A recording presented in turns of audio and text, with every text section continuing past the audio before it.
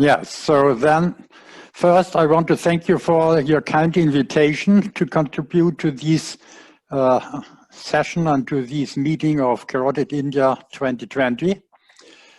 And I have selected a case with acute carotid occlusion because Carotid India, so we have to start with the carotid artery. And so, go on. Yes, as you know, we have two types of carotid occlusion. One is the embolic disease with carotid T occlusion, and the other is bifurcational atherosclerotic disease. In most of the cases, there might be also inflammatory disease, especially Takayasu when you think of India, but it's very rare in Europe. Yes, you have to wait at least 10 years to encounter a case with Takayasu's. So we have two different situations. And I will deal now with the carotid bifurcational disease, where you have an occluded artery. And it's a 64-year-old man who is already for 4 hours hemiplegic. And you see CTA is showing that the right carotid artery is not opacified, it's missing. And also a part of the MCA up here is also not opacified. So that is the length of the artery, which is not shown. The patient first had a native CT to rule out that he has cerebral hemorrhage. And it looks very nice for the guy. But when you look here, yes, it's a little bit faded. It's not sharply delineated here. And also here, when you look at the cortex, the things, it's not the same as on the other side. So when you use the aspect scores, then it would be a 6 to 7. We also added a perfusion study, and you see transit time is prolonged in the MCA territory on the right side. You see also the flow is reduced, but, and that is for me a very important thing, information, the blood volume is still good. As long as there is enough blood in these arteries, the neurocytes can extract some oxygen and glucose and so on, so they will survive even when they don't work. So there's a functional loss, but the structural metabolism is still there. Yeah, then the angiogram. This intervention was done by a transfemoral route. We will here also want to use the radial artery. And it was fairly well done. Upper sheath in the common carotid artery and as routine stenting of the carotid. But you see there is some thrombus also in the MCA. And after the first pass with a stent retriever, we still have residual thrombus. So we went up again a second time. And then we were, yes, successful in removing the clot. So at the end, he has a normally perfused MCA territory. That's the clot.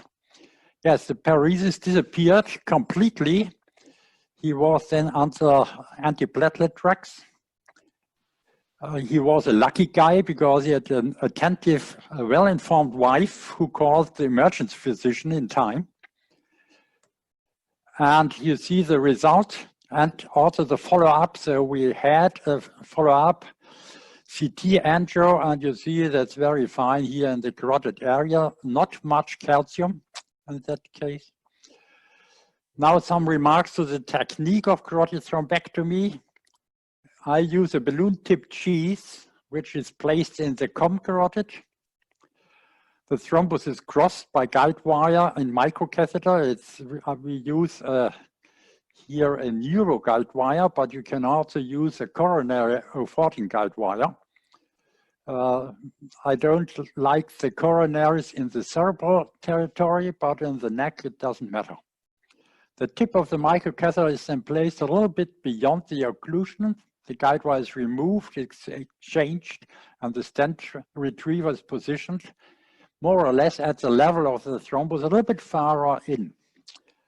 Then the microcatheter is pulled back, so the stent retriever deploys. And that is the advantage in comparison to aspiration thrombectomy. as soon as the stent retriever is opened, he will push aside the thrombus and you have already some flow. It's not normal flow, but you have some flow. So that's good also for the neurocytes to survive. Yes, then the carotid artery, in this case, the carotid, is blocked by these balloon-tipped sheaths. And I wait a little bit because the stent retriever is always going between the vessel wall and the thrombus. It's not passing through the thrombus.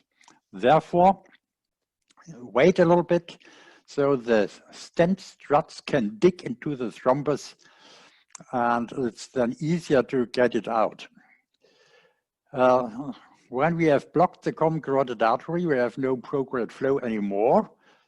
And you need somebody who will assist you with a 30 or 50 cc syringe. So you create an under pressure simultaneously and then gently you pull out the stent retriever. When you go then for the cerebral arteries, because as you have seen, there's also thrombus up there in the MCA, then don't forget to deflate the balloon of the sheath and advance the sheath through the stent.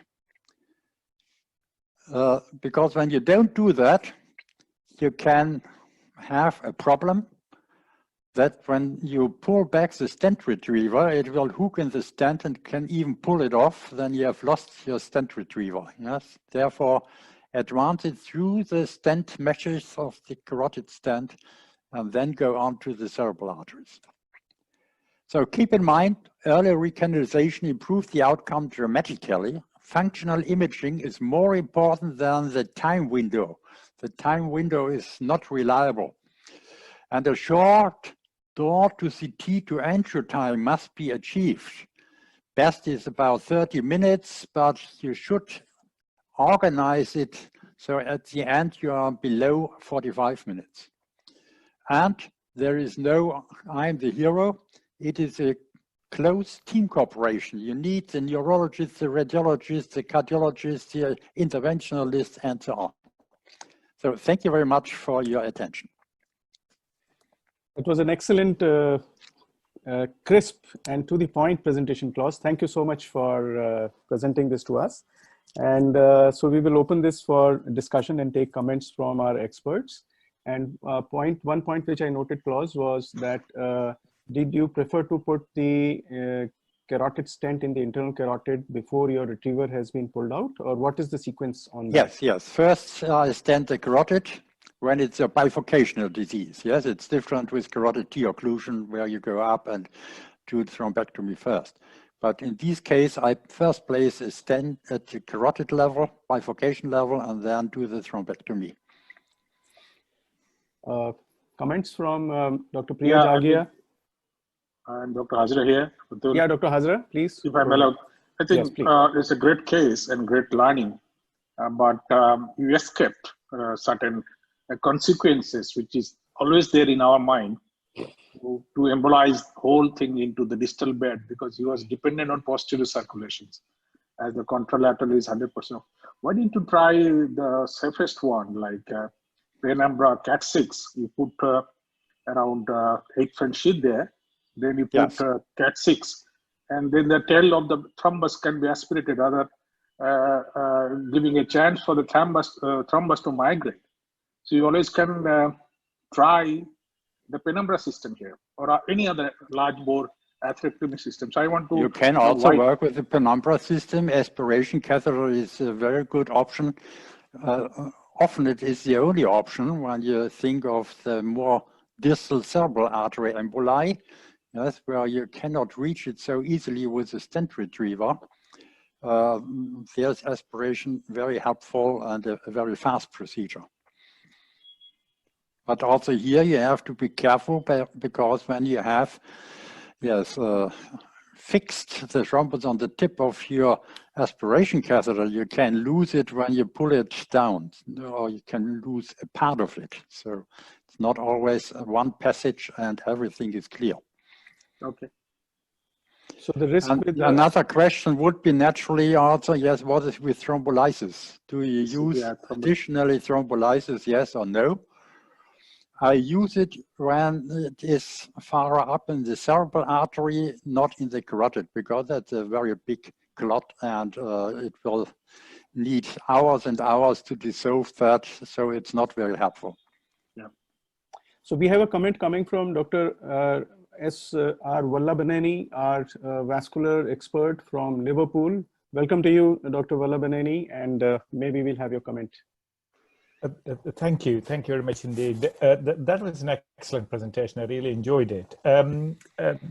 It may be of some interest for the delegates to know that NHS England considers acute thrombectomy a high priority area to concentrate on to reduce patient morbidity and associated costs from stroke.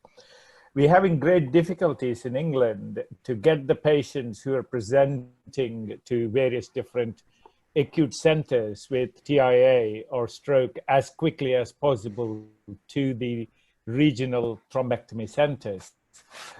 For us, service delivery and organization is a problem for us. We are aiming to get about 75 to 80% of eligible patients to actually get the intervention. Having made that comment, I would quite like to know Professor Matthias's approach to any intracranial disease that you might notice. The extracranial carotid disease, you can stent it, and in the rare occasions you can actually even leave it and not necessarily a good solution when you're there, but you can even leave it and wait for a delayed carotid endarterectomy. But every now and then you do see disease closer to the base of the skull and beyond the normal surgical and extracranial stenting territory. What is your approach to that? Well, that depends. When it is thrombus, and we just talked about acute stroke. When it's thrombus, yes, then you have to get it out. But when it is atherosclerosis, it's not always restricted to the bifurcation, but it can also occur far up, yes. Then we have there also the possibility to stent it and to remove these lesions, yes. These lesions can be close to the skull base, and we have very good stents, therefore, that are not the typical carotid stents. You can use also other stents, yes. And yes, I would cover it also here then. So you wouldn't hesitate to balloon them and then stent them. Can I also ask, do you see any guide wire induced intracranial dissections, and what is your approach to that? That is one of the things that we really dread, but I must say we all have had them once or twice. Well, first you should avoid dissection, yes. And the cerebral arteries are different from other arteries of our body because they have a very thin-walled adventitia. So you can easily perforate it. That's the reason why I advance sometimes the wire with a sharp G curve at the tip. So it will not go into some tiny side branch and then you push and suddenly you have perforated the artery.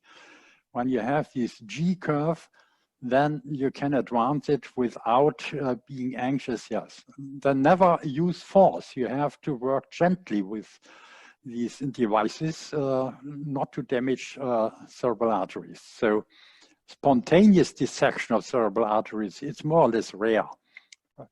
The two typical diseases we have there is one is the aneurysms, also due to the fact that we have thin-walled arteries.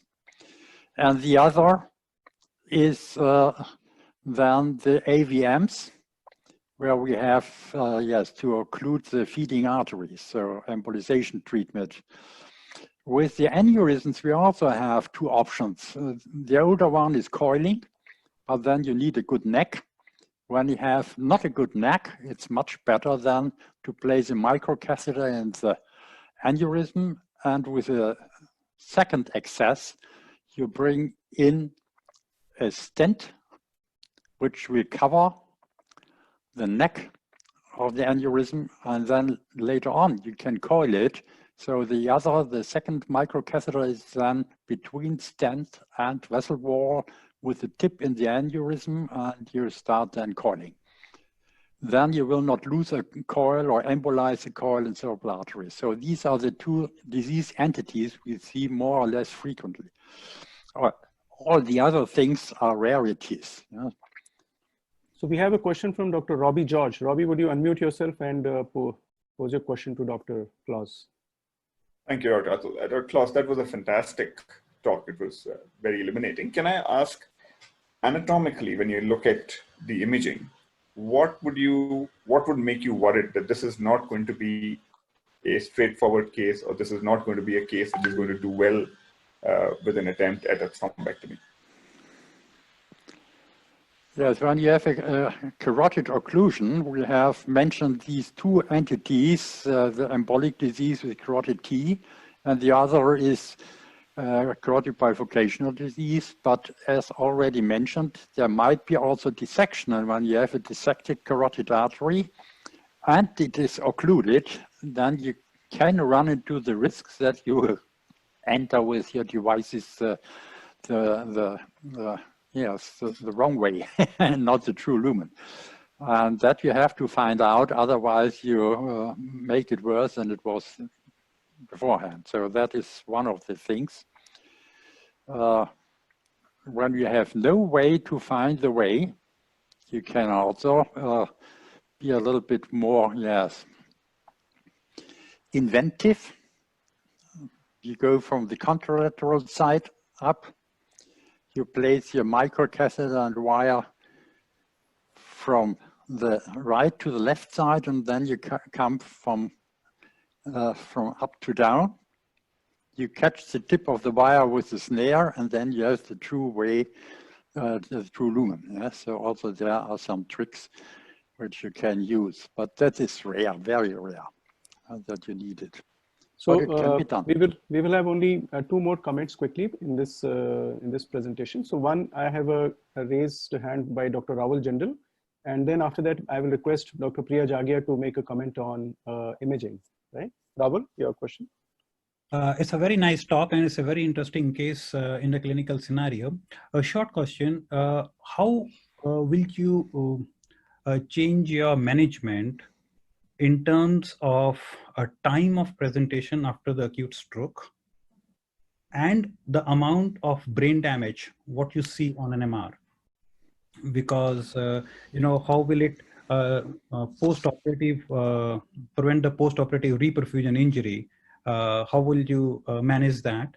And if it's a massive stroke, how will you manage the anticoagulants post-operatively so that patient will not have a reperfusion bleed? Yes, first, what I have not mentioned, but that is very important, is the blood pressure. Yeah. So as long as you are working in the starting period, the blood pressure should be elevated. It should be a little bit higher than normal. Let's say systolic pressure somewhere 160 to 180, yes? Because there's always a little bit of collateral flow. And so the brain cells have a better chance to survive.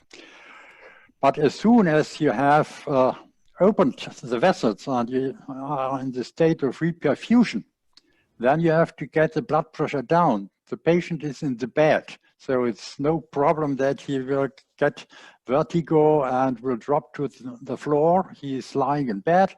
So a systolic pressure of 100 to 120 is sufficient. Yes, I would like 100. Yes, because then the risk of a reperfusion hemorrhage is lower.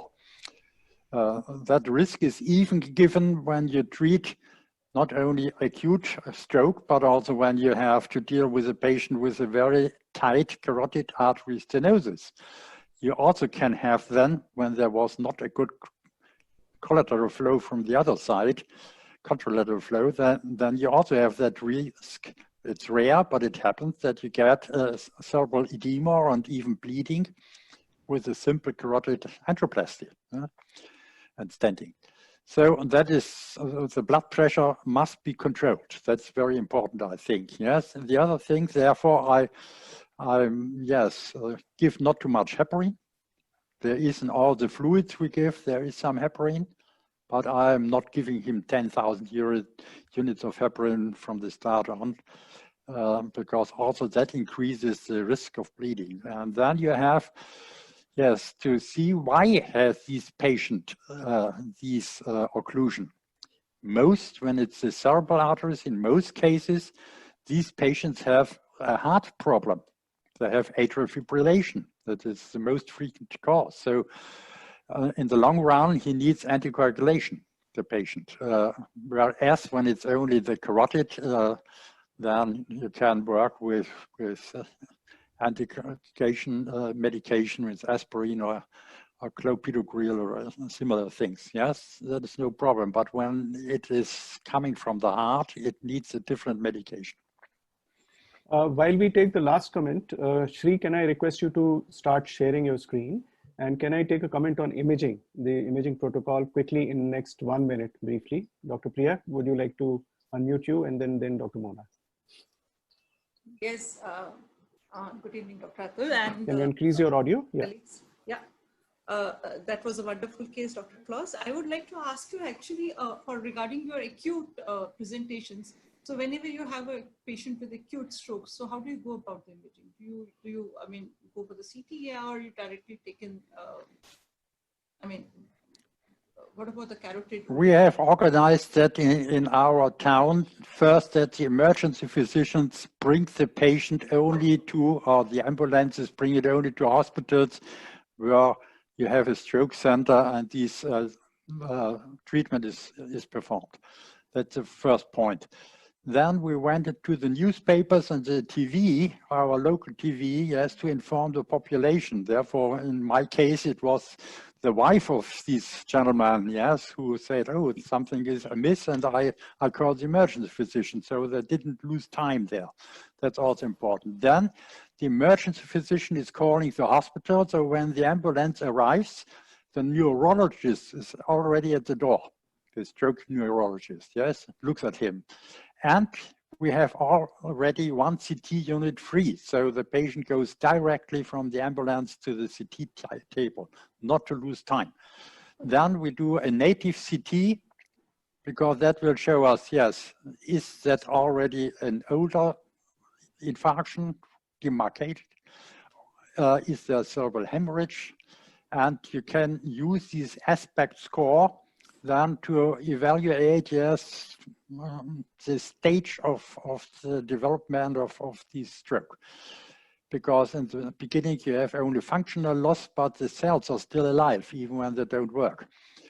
And then we do a CTA, and the CTA should include the aortic arch. So go down not only the brain arteries, but teach your radiologist that you should show everything, because you have to go through the arch later on when they do an intervention. And it's very good to know if there's additional disease, ulcerative atherosclerosis, type 3 aortic arch, and so on. So we have quite a lot of information about the arch, the neck arteries, and the cerebral arteries.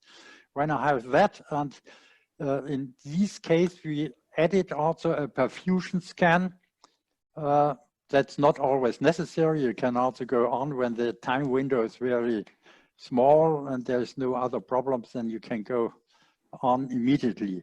When the patient has arrived at the CT unit, yes, also one entry suite is already prepared. So when the CT is finished, he goes immediately on, accompanied by the neurologist still, to the entry suite. So there's also a team. You need in your hospital at least 3 people, better 4, who can perform the procedure. Yeah? Because it's an emergency around the clock. It's very rare at 3 in the morning, but it can be up to midnight, and it can be early in the morning, the so-called wake-up strokes. Yes. So that is our concept. And then at the end, the patient goes to the stroke unit and gets a controlled CT a couple of hours later or the next day. Thank you very much, Klaus. And this was an excellent So- presentation. We'll have to move forward because we'll otherwise fall behind So time. I We'll think have more Dr. discussions, Priya, in the next Yeah, session. I think Okay? I'll take just, I'll talk about the. I'll come back to you and Yeah. take your comment later. So thank you so much, Dr. Klaus, and we'll have to move forward. Otherwise, we'll go to midnight over here. Sriram Iyer is ready with his slides. And you will pardon me for interrupting you in between because we are going to keep tight on time also. Thank you very much. Sri, over to you now. Atul, thank you very much for your very kind invitation to participate in this meeting. Permit me to begin by saying that to help us navigate the complexities of life in general and the challenges that we have all faced as we worked our way through medical school and our residencies and fellowships, we all require the help of mentors and teachers. Professor V.P. Monkar, whom you see on the screen, is a superb teacher and a very talented and skilled clinician who was a neurologist under whose guidance I completed my house post in internal medicine as part of my residency training at the KEM hospital in Mumbai, which is about 900 miles southwest of New Delhi. And today he's celebrating his 90th birthday. And on this very happy occasion, sir, it is my distinct pleasure and privilege to dedicate and deliver this presentation in your honor. Thank you for helping me overcome the intimidation that neurology can sometimes present and for providing me with the background and the confidence in this specialty, which served me as a solid foundation for my work in carotid stenting years later. Thank you and happy birthday. So let me begin my case by saying we have a 67-year-old right-handed male who presented to us about 4 months after a right hemispheric stroke. He had made a good functional recovery. The history was notable for a prior right carotid endarterectomy, and other than hypertension, which had been, not terribly well managed, no other major medical problems. His carotid ultrasound showed a peak systolic velocity in the right internal about 450 and an end diastolic velocity of about 120. So this is what the angiogram of the right internal carotid shows. You can see almost a hairline, 90% stenosis in the right internal carotid, just distal to the bulb. So why did we pick carotid stenting? As you know, post-endarterectomy or restenosis lesions are high surgical risk, amongst other reasons, besides the fact it's a second surgery. The risk of cranial nerve injuries, for instance, is much higher than the 3 to 5% that is quoted for virgin surgeries in the neck. And generally speaking, these kinds of stenoses are considered low risk for carotid stenting. Now, why are they low risk? That's because typically the internal carotid artery is free of any loops or any bends, because as part of the surgery, typically that redundancy is eliminated. Generally speaking, these stenoses are not calcified, and you have a large diameter vessel to work with, usually as a result of a patch endarterectomy. Note, however, there is no effect on the arch anatomy, and in this case, it was, of course, type 2. There is no effect on arch pathology, and that's the reason why we would routinely do all of these procedures with an embolic protection device, because the general thinking is, oh, it's going to be a fibrotic lesion. We don't need any embolic protection. That we beg to differ on that stance, and we would definitely use embolic protection. And as a carry on from the last discussion, we are dealing with a denervated carotid bulb. So the management of the hemodynamics becomes a very crucial component of the strategy of carotid stenting. So if you look at, this is the pre-angiogram selective left vertebral. You'll see there is no posterior communicating. I can tell you there was no anterior communicating either. And all those small arrows that you see here are leptomeningeal collaterals that are providing some collateral flow to the right hemisphere beyond that tight stenosis. So we have a very tight flow limiting right internal carotid stenosis, no communicating arteries, and leptomeningeal collateral. So the usual procedural steps: 6 French sheath, pre-dilatation of this tight stenosis, with a 2 millimeter balloon. That's what we would recommend rather than struggle passing your filter and other equipment through. 6 millimeter EmboShield filter, 8 by 10 by 40 exact stent, post dilated with a 5 millimeter balloon. That's our standard recipe we've been following for many, many years. So the gentleman was 70 kilograms in weight, 70 units per kilogram of heparin. That gave him 5,000 units. As Klaus was saying, we don't give 7,500 or 10,000 as we used to. You have to moderate the anticoagulation. What about the hemodynamics? Well, if you look at the patient with the denervated bulb, heart rate was in the 70s in sinus, blood pressure 160 by 70. Typically, we do not tend to treat these blood pressures. Mean arterial pressure was 85. Atropine was not given because of the carotid endarterectomy situation. And post-dilatation, post 5 millimeter dilatation, no significant change in the heart rate or blood pressure. And in order to bring the blood pressure down, we gave intra-arterial nitroglycerin so that the blood pressure on leaving the lab was around 100, 110 systolic, very similar to what Klaus was saying that we should attempt.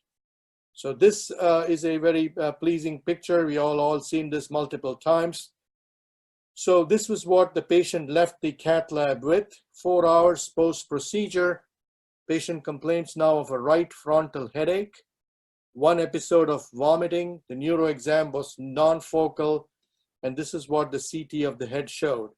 You can see there is a pretty clear bleed in the right frontal lobe, some midline shift, but no rupture into the ventricular system.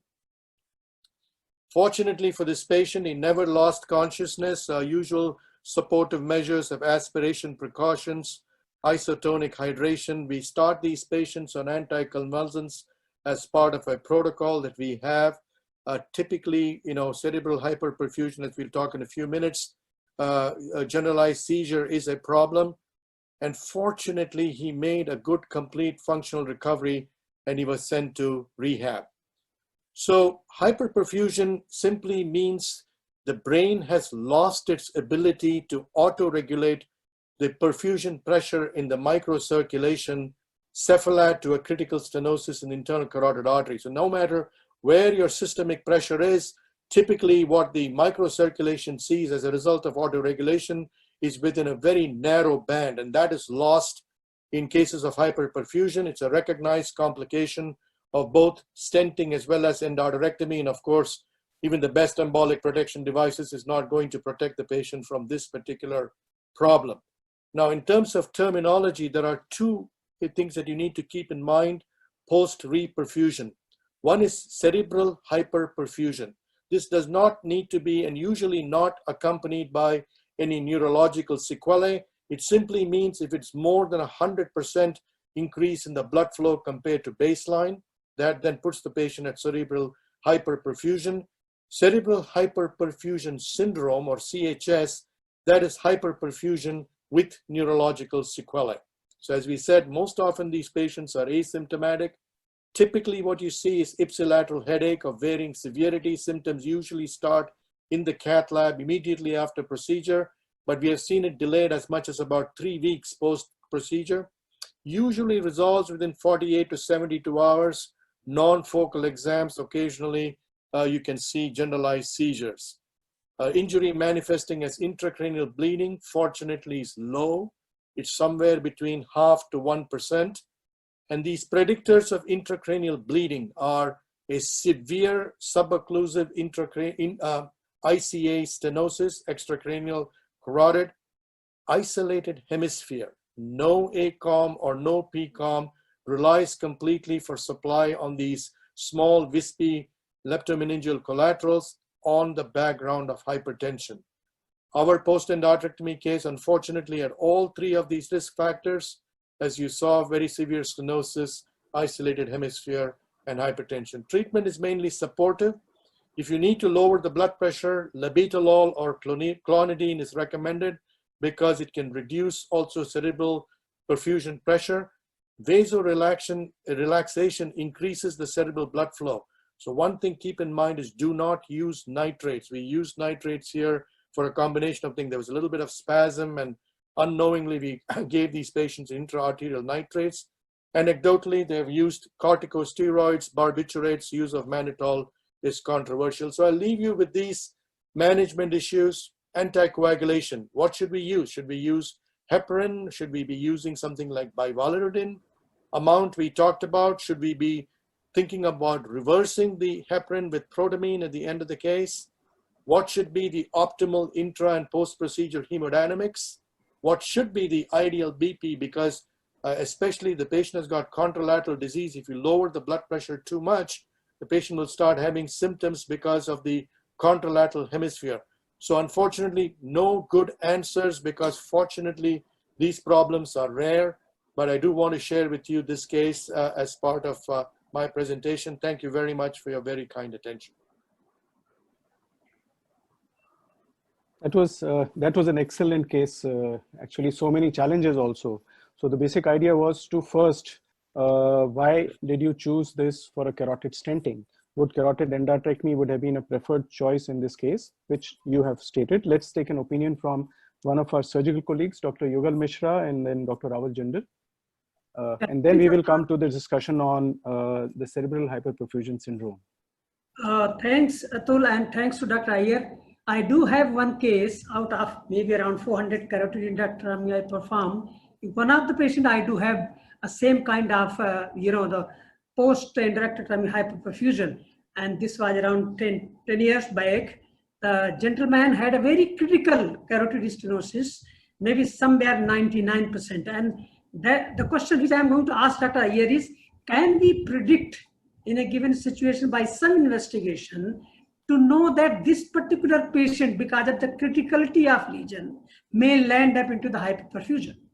So my patients, he had a severe headache, and we did use mannitol, we used steroids, and after 48 hours, his headaches slowly vanished.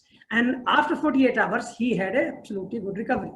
Now here I don't know which kind of patch was put, or this was just a eversion endarterectomy. We don't know what was because Dr. Iyer might be knowing, he can throw some light. But if would you like to address that? We use a lot vein patch, and in vein patch, the restenosis is very less. Sometimes we get a local aneurysm formation in very rare cases. So I think I'm interested to know the kind of patch, or this was eversion endarterectomy. Can Dr. Iyer say something about this? I think, if memory serves me right, that this was a reversal endarterectomy. Right. But we also think that part of this may be a clamp injury. Cannot say because it's so long, it's a little distal to the bulb. I do not have the original baseline angiograms to really answer that question. But in terms of the risk, the best predictor where you can really be suspicious that this will happen is if the ipsilateral hemisphere that you're working with has got a low perfusion pressure at baseline, and that is chronic. And that typically occurs with the isolated hemisphere that I was describing on the background of hypertension and a subocclusive stenosis in the carotid. That is the classic setup for a reperfusion problem, whether it will amount to a cerebral hyperperfusion syndrome or whether it will be asymptomatic or generally stop as a headache. That is very, very difficult to predict, at least in my experience now for 25 plus years of doing carotid stenting. Very, very difficult. All we would encourage you all to share with the patients at the end of the case, when you go and talk to the families, we usually say most of the complications are behind us. There is still a small 0.5 to 1% chance that there could be a bleed. The possibility of that is unpredictable, but if 24 to 48 hours goes by and there's not a problem, then we are out of the woods. That's what we typically say. So one comment from Max Amor. How often, Max, do you see hyperperfusion in patients with unilateral carotid stenosis? Would you like to unmute yourself and address this question? We have, several years ago, we have studied that problem of hyperperfusion. Because of that, we decided to do CT scan before the angioplasty.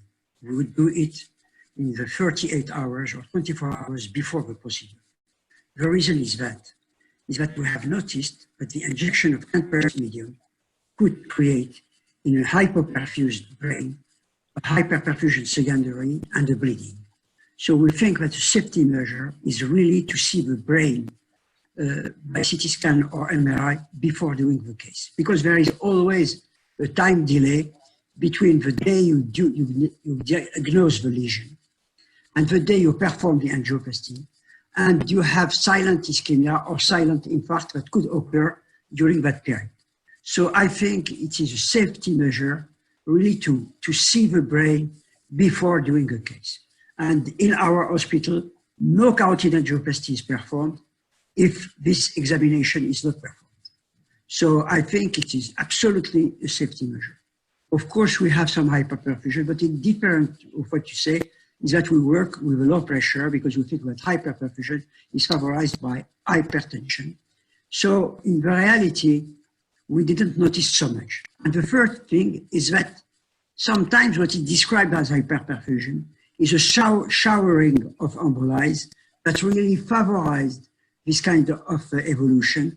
And it's not absolutely hyperperfusion. What you look at the physiopathology of this disease, it is extremely complex, and it is not absolutely certain that what we call hyperperfusion is really noticed. We have an experience of other organs that are not, of course, the brain, but it's not so frequent that it is described. So I must insist that it is imperative to study the brain before doing the angioplasty. Okay, so while Shri, you make the last comment, can I request Dr. V.S. Vedi to share his next presentation? Yes, Shri, over to you. So one comment for all people and for physicians and interventionists doing the procedure, one of the important things is to keep the amount of contrast minimum during the procedure. Use non-ionic contrast, dilute it 50-50, and use very sparing. We typically don't use more than 20 to 25 ml of contrast for the entire procedure. Because all of this, as Max was rightly saying, we don't know a lot about this problem, but all of this becomes additive, and the less you cause noxious chemicals to go to the brain in the setting of free radicals and injuries-prone parenchyma, the better it is for your patients. Dr. Bedi? Yeah, excellent. This was an excellent presentation. Thank you so much, Shri. And I invite Dr. V.S. Pedi now to move to his presentation. Thank you, Shri. This is now the surgeon's view on what patients, how to choose them for surgical endarterectomy rather than carotid stenting. So there is no confrontation. We have got enough choices for both the surgeons as well as the interventionist. Dr. Bedi is a very accomplished vascular surgeon. Over to you, Dr. Bedi. Thank you very much, Dr. Atul Mathur, for this opportunity, and we've always enjoyed your meeting every year. Of course, this is the first time that we are doing it on a virtual platform, but we look forward to better times in the following years. And thank you very much. And I think I'm the cat amongst the tigers out here. I'm going to talk about the surgical part, about managing carotid artery stenosis with that one. So this was a patient, this was a patient who presented with 87 years old males, a surgeon of my own hospital who was hypertensive, diabetes and coronary artery disease, had a PTCA about 10 years back, and suddenly started developing recurrent TIAs. A screening duplex showed a bilateral carotid artery stenosis, and then we did a CT angio which showed a 90% calcified plaque in the left carotid bulb extending into the ICA. There was 60% stenosis on the right side. So this was what the CT angio picture looked like. As you can see these images out here, this was the index side. You can almost see that it is a near total occlusion out here. And again, you find the dense calcification out here. So this is where we were at that particular time. So that considering that he was 87 years, but the only thing is that he was a very fit person. He was driving himself to the hospital every day, coming to work. So whether we should be subjecting him to carotid stenting or carotid endarterectomy. So at that particular stage, the doctor, I don't know what will be the opinion of the panel. Maybe we can ask them a little later what would be their opinion. But this patient went across to the neurointerventionist first, as that was expected. And when the neurointerventionist did a DSA, and this is what he found, once he found this picture, then he was very, very hesitant. And he saw this this plaque out here, which was sitting right in the middle of the internal carotid artery. And he refused that. He said, this is one patient, I would not really touch him with a barge pole. And he sent this patient across to us for a carotid endarterectomy. Because of course, there was no possibility of using any protection system, or with a previous history of TIAs, he was refused an intervention out here. So the management in this case, what we did was, of course, we convinced, and the patient didn't require much of convincing because he was a surgical colleague. It was done under regional analgesia using a cervical plexus block with conscious sedation. Of course, intensive control of blood pressure with nitroglycerine was taken, and the clamp time of 9 minutes, about 32 seconds was there. Intra and post-operative course, he was quite comfortable, no problems at all. And we removed the drains and the lines on the first post-op day, and second day he went home. And just to show that what we do is a different version of the eversion endarterectomy. What we do is a modified eversion endarterectomy. And my friend from Dortmund would remember Dr. Dietrich Reichel, in fact, who described this particular procedure, which is a midway approach to the carotid endarterectomy and eversion endarterectomy, where the arteriotomy extends from the common carotid artery and just proximal to the carotid bulb. So arteriotomy is for a maximum length of about 2 centimeters, as you can see out here. And following arteriotomy, the circumferential plaque from the CCA is lifted and divided proximally, and lifted up and dissected and divided into the ECA. And this is what you're doing. And I'll just show you a small video of this one. And once the plaque is separated with a dissector till it feathers off, the intimal tags are removed, and after ensuring the absence of a flap, primary suturing of the artery is done. So there's no patch. So just now in the previous case, Dr. Yugal Mishra was describing about a patch, and this is what came out of him with a dense plaque out here. The ICA plaque was like this, and this was the ECA plaque. So just to show you a small video out here of modified eversion endarterectomy. So here we are just taking control of the common carotid as well as the other branches, and then we do a limited endarterectomy. And as you can see, there's a lot of soft plaque which is coming out, which is always worrying when we are doing a carotid angioplasty. You will understand that these kind of plaque can be very, very dangerous. So we lift up this plaque, we fracture the plaque, and then we go across and then crush the external carotid artery as we are doing out here, and pull out the plaque from there.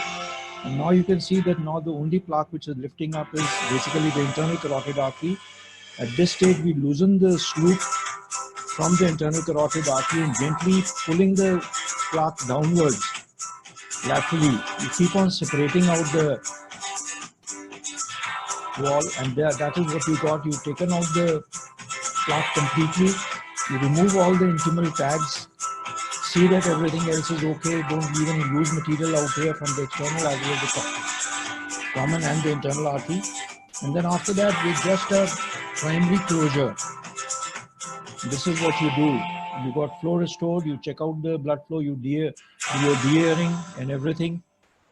And this entire procedure is done in about, like I said, about 9 minutes, 32 seconds was the time which was taken for this procedure, and this is the end result out here. So, sorry. So of course, just to share that we have done these about 200 odd patients, and this is still last year data, about 225 odd patients and all. And now we have converted completely into doing patients under regional analgesia, no GA, no nothing. So the chances of complications are less, and we don't use a shunt electively unless and until it is really required. And as I mentioned, that this was the first time it was described in 1989 by Kasperzak and Reichel. Modified eversion endarterectomy is safe and effective, possible under regional analgesia, complete autogenous repair and brief clamp time, plaque extraction through a linear incision, and allows primary closure. And it's easy to convert it for a patch plasty, as Dr. Yugal was describing, where you can put in a patch, whichever one you use in case you have a problem, and you can correct everything out here. The less chances of nerve injury. Technically, it's a much easier and quicker procedure.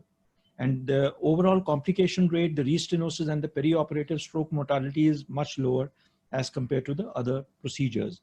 This is, of course, the paper that we have published in 2016 of using this technique. And again, just to put in another, if Dr. Atul Mathur will just permit me, sometimes a poorly done carotid stenting can be a problem. And this is one of the patients where there's a soft plaque out here. The interventionist decided to put in a stent, and this patient came back with an occlusion on that particular side, and with a dense plaque. The stent was completely encased with the plaque material, and I'll just show you here. What we are doing is we are exposing the common carotid. We've done a vertical arteriotomy out here, and gradually we make a plane between the plaque and the wall of the carotid. And on the right side, you can see the internal and the external carotids are smoothed out here. So gradually we just keep out, and here this is what we got. Basically, we've got the stent out here along with the plaque coming out, and then gradually we keep on feathering it out. This is going cranially onto the left side. So holding the stent along with gradually dissecting it out,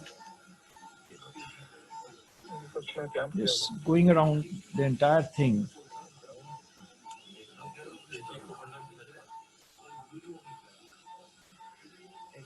Yeah. So we're just going across into the bifurcation out here. So some background chatter out there with my colleagues, and as it comes out, you can see out here the whole thing is feathered out nicely, and but the entire stent is right now encased with a plaque. So I think what's very important is that you do what is right for the patient, look at the plaque morphology, and then do what is right for the patient rather than just going ahead and doing a procedure just because you have a tool, you want to use that one. So I would say that to me, the current indications for carotid endarterectomy are definitely for a younger patient, definitely merits a carotid endarterectomy. I think most of the panel would agree. A patient with more than 90% stenosis with soft plaque with recurrent TIAs is always going to be a much higher risk for any neurological event. A calcification in the aortic arch, dense calcification with a difficult arch can be a problem. And a hard plaque, like the case which I showed out here, obscuring the ICA origin. So you really can't get much of a hardware out there. These would be my patients whom I would subject to carotid endarterectomy. Thank you very much for the opportunity. And thank you, Dr. Mathur. Thank you so much for these beautiful videos. Very scary to see the carotid stents being explanted. And it's important for the interventionist to see all these. Can I put a question to Sriram Iyer? Would this case of Dr. Bedi, an 80-year-old gentleman with, was it asymptomatic or was it a symptomatic? He had recurrent TIAs. 87 years old. Would you consider him with the given anatomy for surgery or for a carotid stenting? And then I'll come to you, Max, for your comment, and then Sri Vallabhaneni. Okay. Looking at the images of the stenosis with almost circumferential, heavily calcified stenosis, this would not be a case that we would consider for stenting. Max, what would you say that? I agree with Shri that it's not an indication of stenting. I respect the indication provided today by Dr. Bedi. In our center, we have refused to do carotid stenting in young patients because we were unable to show a 10 years or 20 years result. Although I always ask permanently this question to my master, Professor Klaus Matthias, how far could we go? And the answer was, he was always very confident on extreme long-term result because he is the father of carotid angioplasty. For myself, I consider that before 60 years old, I think carotid stenting has to be avoided particularly. Of course, the anatomic condition that has intraluminal images, heavy calcification, etc. Although today, and we will publish that in the next 6 months, there is technique to avoid to treat extremely calcified bifurcation.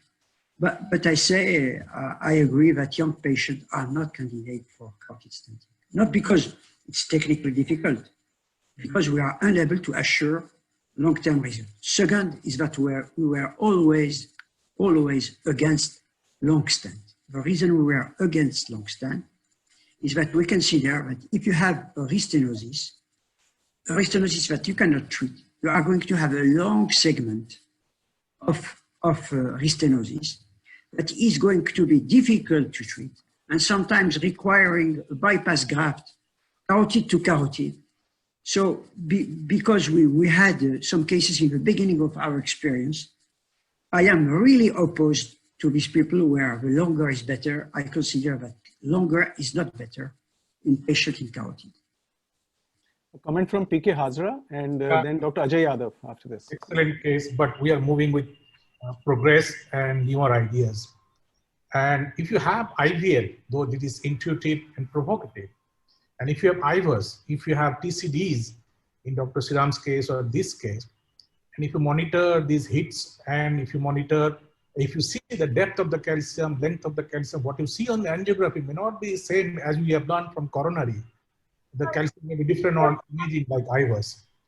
And the IVL, if you use IVL as distal protection or proximal protection or a TICAR system like, if you follow IVL plus TICAR, I think there will be some scope for this double mesh stent, or though it's a kind of contraindication for heavily calcified to use a double mesh. But things are progressing that we can think of IVL. Over to you. A comment from Dr. Ajay Yadav, a comment from you. I think an excellent demonstration of where the stent would work and where the surgery would work. Being endovascular trained, so we do both angioplasties and surgery, and gives us the benefit of offering the best for the patient. And this particular gentleman, especially with a large eccentric plaque or a thrombus there, I think surgery is still scores, but patients who are much older, poor heart functions, we still go ahead and do angioplasties. But concentric calcifications is something which always makes us wary, and wherever possible, I think we started doing our endoscopies under regional blocks. We got an anesthetist, and since we started doing it, the results have been exponentially better. I think I would seriously recommend that. And if I could just make a small point, Dr. Mathur, you'll just allow me, that just about 4 months later, his batchmate, who was one of the chairpersons of our hospital, was an eminent gynecologist, had a recurrent TIA. She had a TIA while she was getting down from the car in the hospital. She was thrombolized immediately in the stroke unit. And 2 weeks later, we did operate because the gentleman who was there, her batchmate went across and told her, he says, you will not get anything else done, but you will get a surgery done, and let it be done by Dr. Piri out there. And we did her surgery also. So both of them are doing very well, and both of them are still coming to the hospital. Of course, now because of the COVID time, they are not coming, but otherwise both of them are equally active. So just to say that, in certain situations, you have to probably consider surgery, even in patients who are octogenarians and all. So I think we must choose the right one for the patient. Yeah, so basically to underline the discussion, there is a case for stenting and there's a case for endarterectomy. You need to decide on the basis of patient characteristics and also on the basis of the lesion characteristics in the vessels which you have at hand. There is, we definitely don't need to prove the superiority of one technique over the other in all cases. And we have to titrate according to the available given case scenario. So this was an excellent presentation, and I'll take one more comment while we'll request Dr. D.S. Chadda to share his presentation in the meantime. So one comment from who's Dr. Anil Dhal I've seen. Yeah. Anil, would you like to make a comment on? The calcific disease, I don't think many interventionists would actually touch that with the other end of a barge pole. But I really am concerned about the soft plaque which became enmeshed with the stent and came out. So are there any imaging pointers to really look at these and decide proactively when not to intervene or not to put a stent? Because that's what is probably common garden, and we do stenting all the time for those kind of patients. I haven't seen the angiogram, but what you're describing is that it was a soft plaque. And I guess many of our patients that we subject to a carotid stent may have a soft plaque. So can we ask Dr. Mona Bhatia to quickly give one small comment on how to characterize the plaque and on imaging?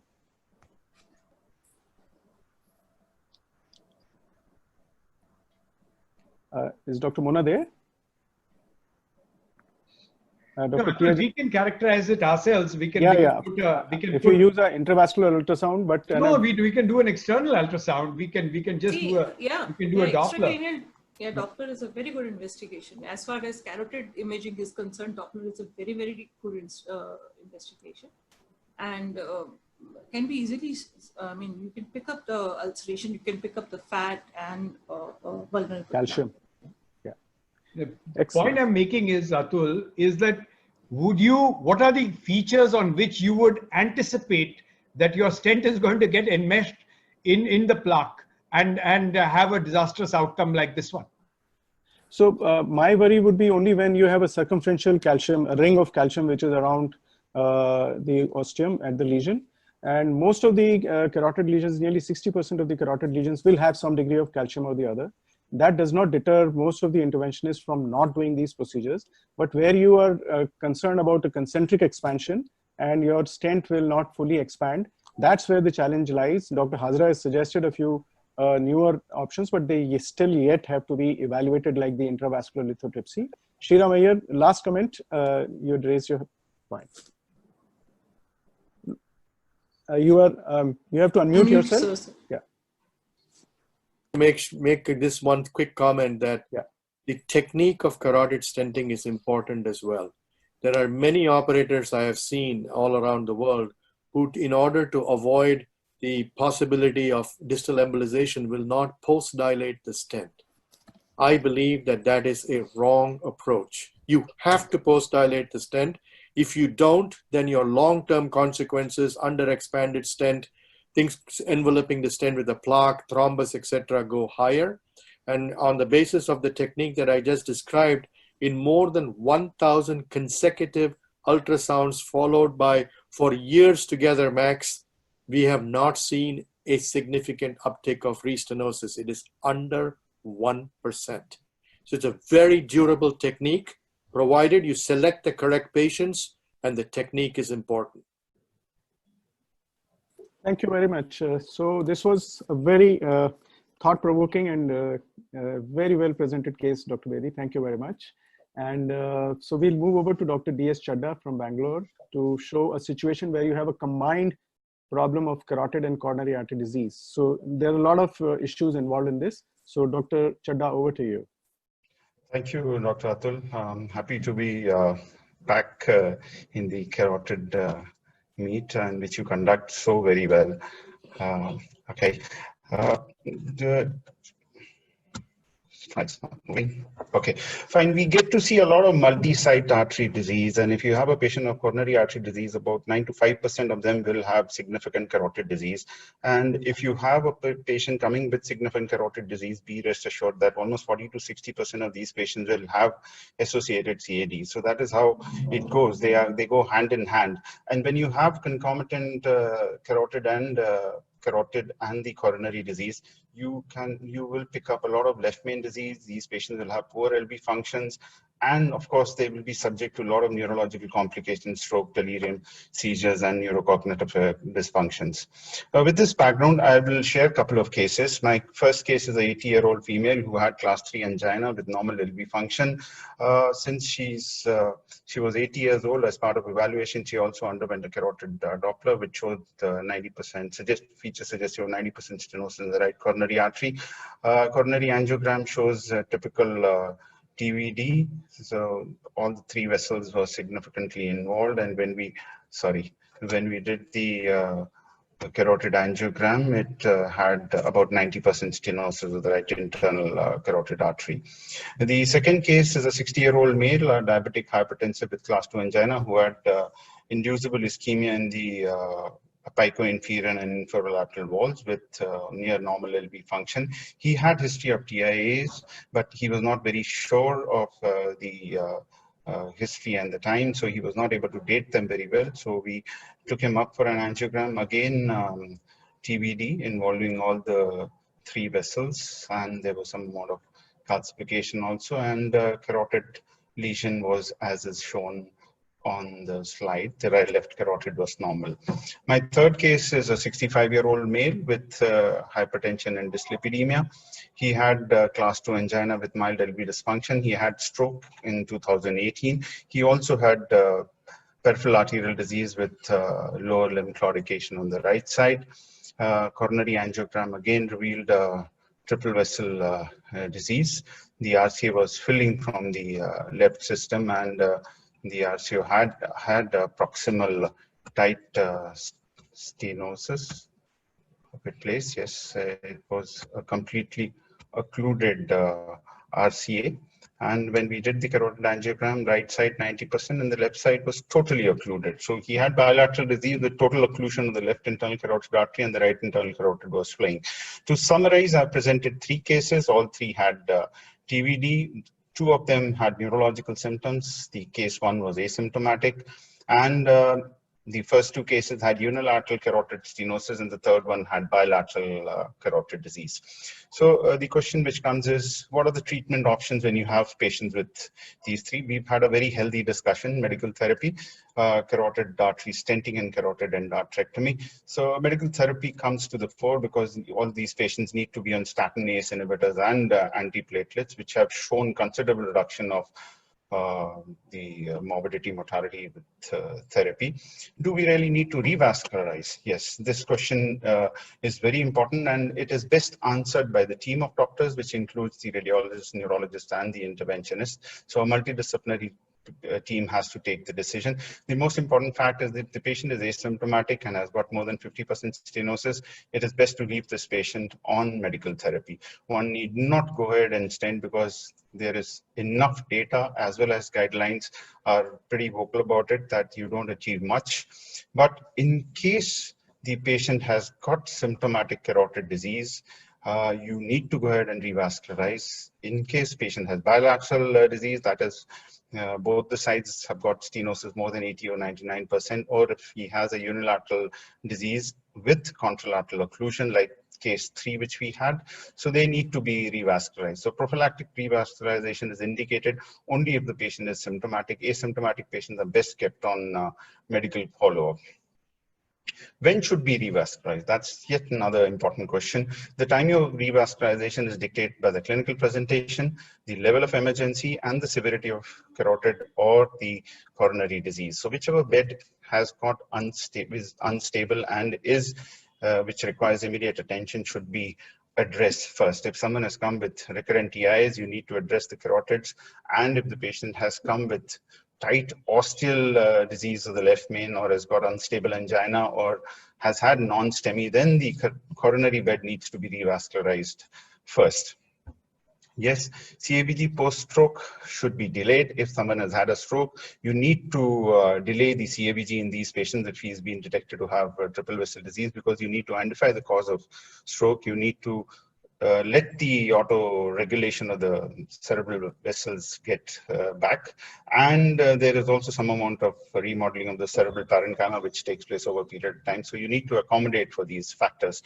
What are the preferred modalities? We've had a very healthy discussion, and yes, time and tested is carotid endarterectomy. It is inexpensive, effective, durable, and it works. It works, and it's considered to be, was at one stage considered to be gold standard. Carotid stenting is definitely catching up and is certainly indicated in the kind of case which Dr. Bedi presented. If you have calcium, if you have contralateral occluded artery, if you've got prior neck dissection, or patient has undergone radiotherapy, if the lesion is inaccessible, or in patients with Takayasu's arthritis.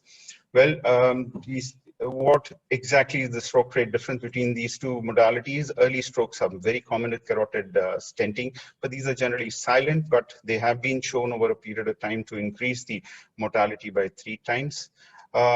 Late follow-up at 4 years, we have the trials which are telling us that there is not enough difference. There is no significant difference between these two modalities. Which bed should be revascularized first? This is, I've told this again, that whichever bed is unstable, you need to attend to that bed first. The procedure could be staged. That means you can revascularize. Carotid revascularization can be followed by CABG. You can do a carotid endarterectomy followed by CABG. These patients then are subject to high rates of myocardial infarction. If you do carotid stenting and then you do a CABG, there are chances that these patients are going to bleed, because for 1 month you need to put them on dual antiplatelet therapy.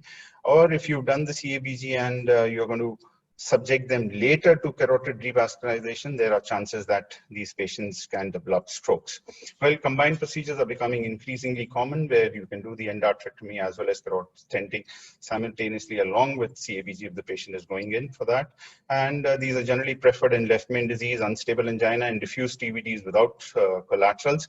Carotid stenting with multivessel PCI is a very good option if the lesions are stentable. That prevents, patient to be subjected to a staged procedure. It saves you a lot of effort, energy, and the operating room. Carotid endarterectomy with CABG carries very high rates of morbidity and mortality. There is no consensus where the timing in stable patients is concerned, but yes, in unstable patients, you need to attend the bed which is unstable. What exactly is the risk of stroke post CABG? Well, clinical studies of patients who are undergoing CABG have shown that the stroke rates are about 1 to 9%. But as you can see in the slide, the prevalence of carotid stenosis on the population-based data is very less. And females have got disease much lesser than males, and they are much more protected than males. Most of the strokes post CABG occur within 48 hours of surgery. But the important point here to remember is that the ipsilateral carotid stenosis is not responsible for strokes. So almost nearly 86% of the post-operative strokes are not attributable to the carotid stenosis. It is the arch, it is the atheroembolism in the arch which is responsible. It is small vessel disease, as you can see on the slide. Carotid disease is responsible for close to only 5% of strokes which we see in these patients. So follow-up of our cases, the case 1 was asymptomatic, the other 2 were symptomatic. Yes, we went ahead and revascularized case 2 and 3. The first patient was left alone. He was left on medical therapy and he underwent CABG, and the other 2 underwent carotid artery stenting. This was the second case 3, and the post-image case 3 had contralateral occluded vessel, and the other side was stented successfully. To conclude, what I've presented is that combined CAD and carotid disease is not uncommon. Management decisions always should be taken by a multidisciplinary team. Asymptomatic carotid disease can be managed.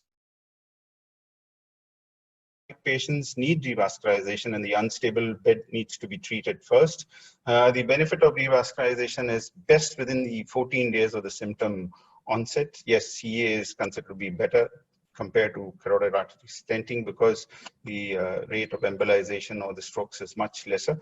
But on a long-term follow-up, there is no significant difference between these 2 modalities. Thank you, Dr. Chadha. Very good overview of this topic, and based on your cases which you had. So if we summarize in a nutshell, if the carotid artery is unilateral and asymptomatic, it is best to leave it alone and address the coronary artery disease on its merits. And if the carotid artery stenosis is bilateral, and then you may have to deal with the carotid stenosis before handling the coronary artery disease, unless the coronary artery disease is unstable. Now, the last case scenario, which you have not mentioned over here, is that if the patient is having recurrent TIAs and also has unstable angina with critical coronary artery disease, how does one go ahead and address this? So maybe I'll open this question for a discussion to the experts.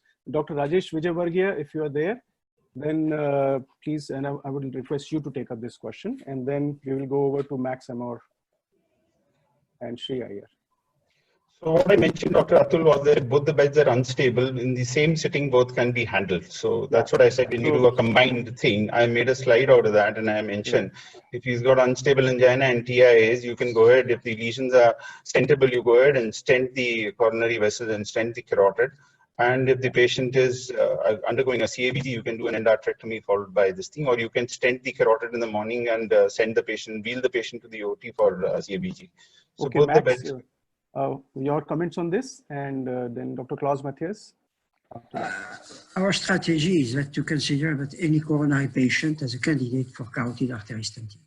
At first, the place for surgery for us, unless the lesions are not treatable, is, in our opinion, limited for several reasons.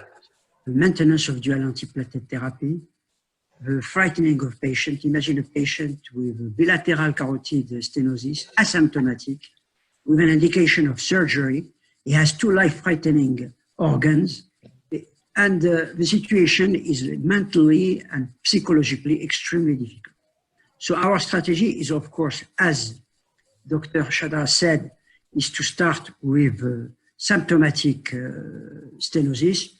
If there is no symptomatic stenosis in carotid, and if it is bilateral, we treat the dominant hemisphere, and we address the patient to surgery if there is an indication of surgery. We were able to address sometimes, of course, after 2 weeks, which is the delay proposed by Oxford, but sometimes it is shortened, and we did even patient with 48 hours placed under heparin. But I must say that we consider carotid stenting in coronary insufficient patient as the technique. Klaus, would you? Yes, I agree with all what was just said. Symptomatic first. When the coronary disease is leading, then first fix the coronaries. When you have the carotid symptomatic and it's a degree of stenosis of more than 60%, I would do a stenting.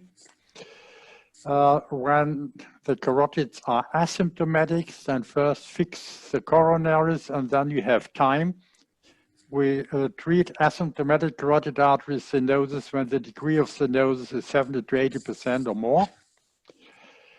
Contraindications for carotid artery stentings are rare, but they exist. That is, as already mentioned, circular, concentric, dense calcification. I'm not speaking about these like powder sugar calcifications, but crystalline stone-like calcifications where there is no distensibility of the arterial wall anymore. What was not mentioned up to now is severe elongation of the artery. I think it's also better handled by surgery because they can shorten the carotid artery. And you have to be careful when you stent a very elongated artery that you do not produce a kink at the end of your stent. That's also a contraindication, I think, for carotid artery stenting because you have a good option with surgery. Otherwise, yes, I would say it is already answered. Yes, I could treat all the lesions also in one session, but when it's asymptomatic, you can also do it in 2 sessions, and you can use then the chance also to do a control angiogram of the coronaries when you do the carotid later on. We have a comment from Dr. P.K. Hazra. Yeah, I think the excellent case is only one thing you have to remember: the arch-sparing diagnostic angiogram also, arch-sparing angioplasty, arch-sparing revascularization. So you try to avoid arch in all these polyvascular diseases, and you have to remember life after putting carotid stent. Put them on PCSK9, and do not forget the rivaroxaban. Over to you, sir. So we have Sasko Kedev has also joined us. Welcome, Sasko. Great to have you with us from Macedonia. Would you like to make a comment on this? Or, yes. Yeah. Yeah, thank you very much. So I have a combination of coronary and carotid. I do not have any additional information to add. Basically, we do simultaneously most symptomatic patients. So we do at the same act coronary unstable lesion as well as a carotid lesion. So whenever we can stage it from a symptomatic point of view, we can stage it. But basically, we try to do simultaneously all unstable patients, symptomatic. And finally, we have Gary Rubin, my mentor, who's joined in. Good morning, Gary. You look wide awake. Can we have your comment on this? Yes. Welcome to you. Well, good morning, everyone. And I have dear friends on the panel, and it's wonderful to be with you, Klaus and Max and Sasko, and Atul, of course. This is a great pleasure. So I just have a couple of comments because this is very important for many of our patients. And it is a balancing act. And I would remind all of the clinicians on this panel and our audience that medical therapy is very helpful for unstable angina, even if you know the disease, and also for carotid disease. And so everything that has been said, I agree with. When one chooses whether to prioritize the coronary versus the carotid, let's not forget that intensive medical therapy, even in symptomatic patients, is actually quite effective for suppressing symptoms and preventing stroke in these patients. So we have some room to move. And I think the other very important thing that I have learned the hard way over the decades is that if one stents first and takes care of a highly symptomatic and very ugly, threatening lesion, that it is wise then, even if you have severe left main disease, if the patient remains stable on medical therapy, delay the bypass surgery for as long as possible. Because if you operate on patients quickly after doing a carotid stent, and for one reason or another there are bleeding issues and the antiplatelet therapy is stopped, then the worst problem that occurs is stent thrombosis. So that's something to keep in mind. Great to be with you. Thank you very much. Max, would you like to share your presentation? There is a new concept which some people are exploring while Max shares his screen, that when you have a symptomatic patient with both carotid and severe coronary artery disease needs to go in for a bypass surgery, do his carotid stenting in the morning and shift him to the operating room directly from there so that his bypass surgery can be performed. So that's the way we are doing it. Yes, so that is a new concept which is now being proved also in being evaluated in trials. But this should only be for significantly symptomatic patients where you don't have the problem of playing with the antiplatelet therapy, which can be easily started after the bypass surgery. So over to you, Max, and your presentation on mesh-covered stents. First of all, I want to thank you, Professor Mathieu, for organizing such wonderful meeting in this difficult time of pandemic in France and in India. It is for me really a joy and a pleasure to see my friend Gary Rubin, Klaus Matthias, Sri Iyer, and Sasko Kedev. They are friends for a long time, and I think all together we have helped develop this carotid artery stenting for almost 25, if not 30 years. The last development in carotid stenting today is the appearance in the last 5 years of a covered mesh stent. We were lucky enough to use it the first in man in our center, and we started our experience 4 to 5 years ago. I wanted to cover the subject not by a case because I think it is important to understand how they work and really what could be done.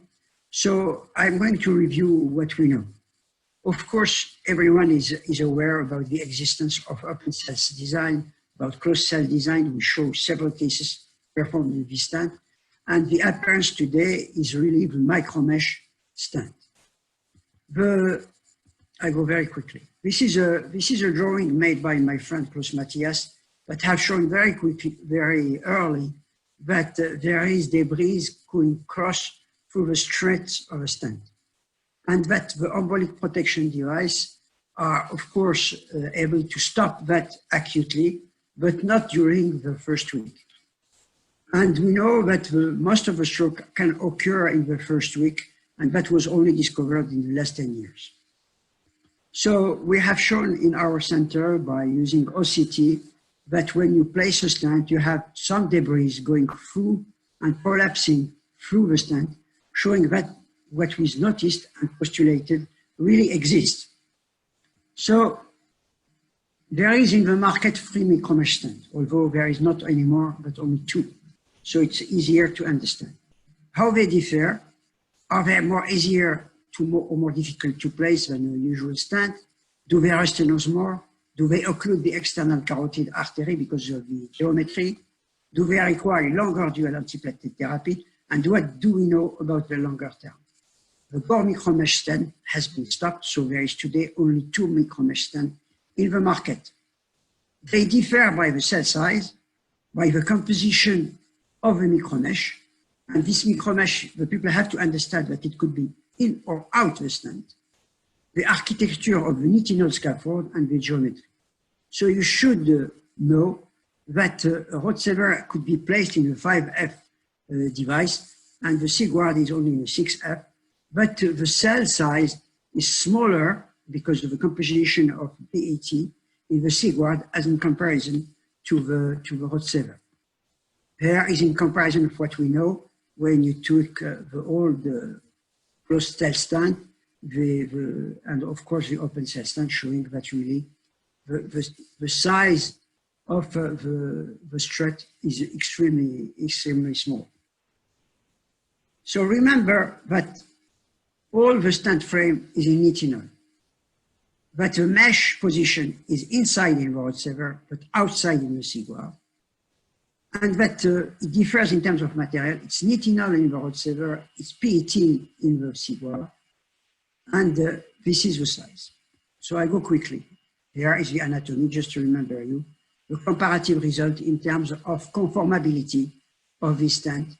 It could be better in some case and less better in the other. Here is a typical case that we did almost now, I think 4 years ago, with ugly lesion, several ulceration. And I know this kind of lesion was considered really as an indication for carotid surgery. Not anymore in our center, because as you see, if you with good protection, you obtain beautiful result with the closing of the niche and really an excellent evolution. You see that you have the echo of this patient, and you see how the stent really is covering very well the plaque. There is, for example, here, the OCT of this patient showing the thick layer and the thin layer, I mean the micromesh and the frame. We insist on the quality of placement. It is imperative really to know where is the plaque, to really put the micromesh covering completely the plaque. So it is very important to know where you place it and have an excellent flow before placing it. Of course, pre-dilatating and post-dilatating, as Shri, we insist very much in post-dilatation. We don't consider that post-dilatation is not necessary. Even with the stent, it is absolutely necessary. And you see here the 3D evaluation of a stent showing that it covers very well the lesion as well here, showing that the result is really anatomic. There is, for example, a very complex lesion. You see that it's not only ugly, but very tortuous. And you are able to place a stent and get an excellent result. There is a more difficult case. You see it's a string sign. You have a lesion that really, you see the delayed of perfusion here in the internal carotid. And you see the result when you have placed a stent under protection using a MOMA device. You see the result is absolutely beautiful and safe. There is another lesion where common carotid and an internal carotid lesion, and also an external artery stenosis. And you see that the treatment of this with one Rotsaver stent is excellent with the patency of the external carotid, showing then again that the external carotid stay patent.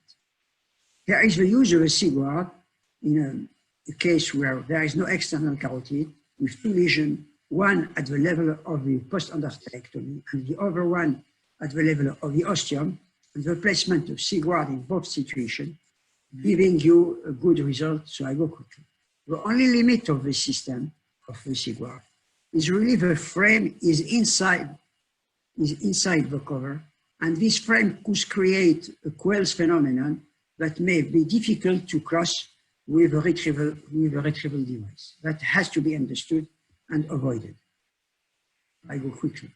So from our experience, this is what we consider the respective use of the Rod-Sever and the Sigward. In short lesion, we think that the Sigward is better. In long lesion, we think that the Rod-Sever is better. In symptomatic patient, probably the Sigward, because the covering is going from edge to edge, is slightly better. In angulated, the Rod-Sever is better. In calcified, because of the strength of the radial force, the Sigward is better. In irregular, they are all equivalent. And if you have a lesion that extended in the common and the bifurcation and the internal, because of the length of the lesion, we consider that the Rod-Sever is better. There were studies that has been performed by our friend in Italy, Stabile, comparing the two systems and showing that the results are almost equivalent. The only difference maybe is the restenosis. The restenosis seems to be slightly higher with the Rod-Sever in comparison to the Sigward. I want to show you the first restenosis case in our center, 81 years old, coronary artery disease. I'll go very quickly.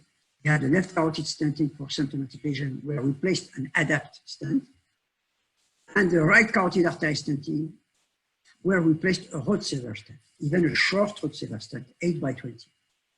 And 6 months later, the patient has, you see, an extremely long restenosis inside of the stent that we treated with balloon angioplasty. And here is the result before and after, showing and confirming that the level of restenosis may be slightly higher.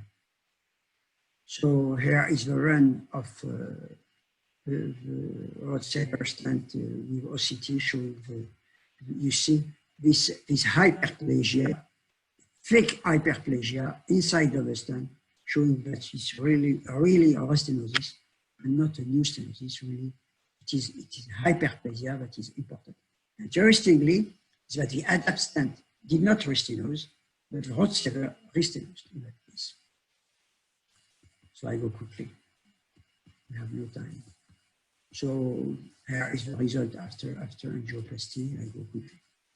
There is several studies today, not randomized, but several studies with Rod-Sever, you see from the time they appear today, showing really that the stent is safe, that the long-term result at 4 years or 5 years is satisfactory.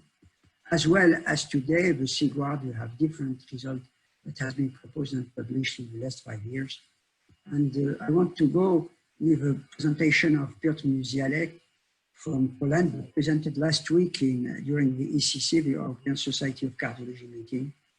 The different results today of the Rod-Sever and of the Sigward, showing that when you compare the micronet to open cell stent, that there is less diffusion-weighted magnetic resonance imaging, showing really that there is no late embolization in this stent.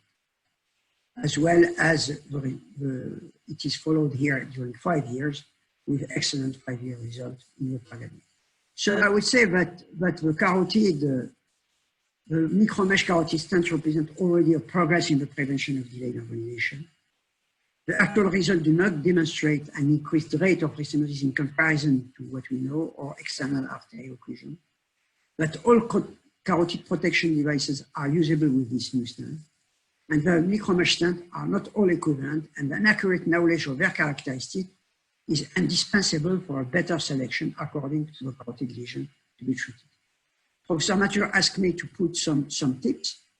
So I would say, you have to remember that the Rod-Sever micromesh is a 5F long introducer, the Sigward is a 6F long introducer, but the Sigward is a PAT micromesh with a smaller stretch and an external micromesh. The Rod-Sever is nitinol micromesh with an internal micromesh.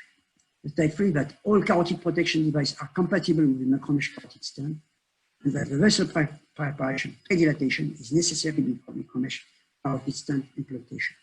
Thank you for your attention.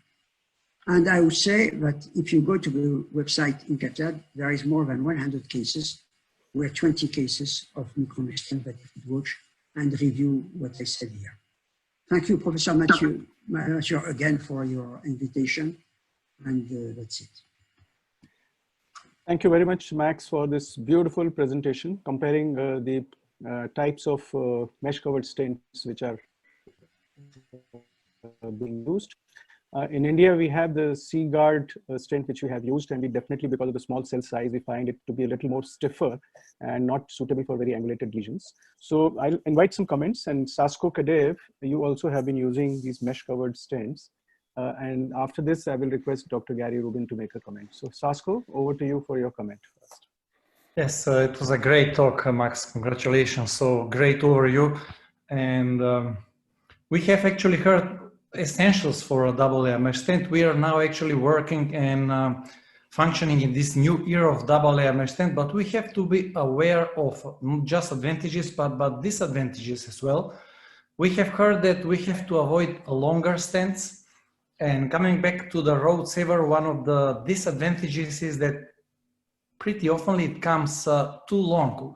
And that's why sizing is critical. So we always, in this type of devices, we have to consider this elongation. Because when we use, let's say, 8x30 stent size, it seems that 30 length is equivalent only to a mesh part. And when we put the device in, it looks much longer. When we deploy it, it's significantly longer due to this part of segment which is unmeshed. So sizing is critical and indication is critical. Gary, over to you. You had a concept of placing one stent within the other stent before these mesh-covered stents have come up. So I remember doing a case with you live over here. You want to unmute yourself? We are not able to hear you.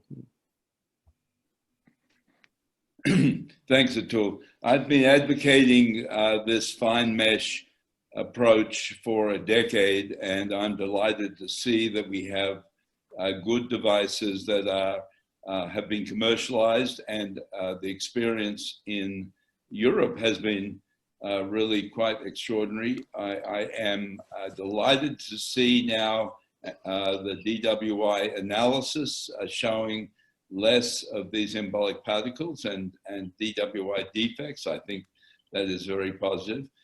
And I strongly believe that this will be the next great step forward for carotid stenting. The embolic protection that one gets from this approach to completely excluding the plaque is going to, I think, significantly and perhaps even dramatically change the outcomes with respect to the only soft underbelly we've had, which is these excess of a few, not many, minor strokes when we do the rigorous trials. So I'm very enthusiastic about the opportunity to improve carotid stenting with these mesh stents. Rao Vallabhaneni, comment from you. We were looking at your chat. Yes, I mean, I have personally not a lot of experience with any specialist stents. So my experience is largely while we were waiting for the major stenting trials and studies. So now stenting in our practice is pretty much confined to stenting at the time of acute thrombectomy. And in very rare circumstances where we don't want to go into a post-therapy neck or a reoperating neck. So I'm taking in what the experts are saying, which I find highly educational. Dr. Priya Jagia has a comment. Yeah, I just wanted to ask any special, I mean, post-dilatation, is it must for these? What about very tight stenosis? I mean, anything, since these are quite stiff stents. And yes. Secondly, what is the rate of hypotension? I mean, is it more, what is your experience? Max has spoken about this. Would you like to comment more on this, Max? So preparation of the lesion bed. I understand, but I have to open my microphone. Sorry. Yeah. We always pre-dilate the lesion. It is for us extremely important. It can be in 2 steps: small balloon, which is the Gary Rubin and Schreier technique, followed by a larger balloon. Well, I think we know the technique, but we insist very much on the quality of post-dilatation. It is for us absolutely imperative to be sure that the stent is well applied. Did we notice more hypotension? I would say not, in our experience. It's not the problem of the stent. The problem of the stent is really the location of the plaque and being sure that you are well covering the plaque and that the procedure is probably more demanding than usual. Although we consider that it is probably the stent for beginners. We consider today that mesh-covered stents are really the stent for beginners. They are less dangerous today than an open cell stent or closed cell stent of last generation. So we think that the generation today to come of carotid angioplasty people are lucky because they have more protecting device and they have, in my opinion, today the right stent to perform the procedure. Thank you. While I request Sasko to share his presentation coming next, so you can do the screen share. Invite a comment from Dr. Klaus Matthias and then Dr. P.K. Hazra after that. Yes, my comment was that the road saver is very easy to handle. It's very flexible, but I also have observed many cases with a restenosis after a couple of months, not after years, but after some months. So I think we have to work on the road saver. I don't know how, perhaps we need some crystalline heparin integrated in the mesh or something else, yes, to keep it open for a longer time. So the recurrence rate is even higher than with the old wall stent. That is a disadvantage of it, yes. But otherwise, it is easy to handle. It's a very elegant, good stent, I think. Dr. P.K. Hazra, last comment and excellent, then... Excellent advancement in the technology. It can be put by height range with MOMA proximal MOMA device, proximal protection device. And if I ask Dr. Max, what will be the stroke rate, contralateral stroke rate or ipsilateral stroke rate, TCAR vis-a-vis right radial mesh stent, either to the left or the right? So is there in comparison, is it TCAR better or mesh from the right radial is better? Which way to go? TCAR means? TCAR, I mean, some minimally invasive TCAR system. The TCAR is a semi-surgical procedure. It has a combination of surgical access to the artery and with reversed flow and filtration. So it reminds a little bit of the older technique with flow reversal from Juan Barodi, but it's a surgical procedure. And the complication rate is now 1.4% with this procedure. So surgeons like it as an alternative to the classical carotid endarterectomy. I think for interventionalists, it's not a real option. When I look at the last 1,000 cases I treated, the complication rate was 1.3%. So that's in the same range as with TCAR. I don't need it. What about right radial contralateral stroke, or ipsilateral stroke, right radial, Yeah, Max. I would make a comment. I am very happy with TCAR, but because I think it's a good technique. It's a technique that had convinced the surgeon that the stent works in carotid lesion. So because of that, I think it's positive. When I saw enemies of carotid stenting, particularly in Harvard or other cities in the United States, today promoting TCAR and the Silk Road, I am very happy because they show that when you place a stent in a carotid lesion, it has excellent effect. Otherwise, I think it's mainly today a question of technique of catheterization. I understand that some are preferring really to open the artery and place a stent, although I think that the placement of a stent in such condition is very difficult because the flow is stopped. It is difficult to really know where you are placing the stent. So I'm not absolutely enthusiastic because the results we see are for in my opinion, extremely easy lesions, something that you can treat as a carotid stenting man very quickly. I'm sorry to be so disturbing, but this is what I think. Thank you very much. Thank you. Thank you. This has been a great discussion, Max. Very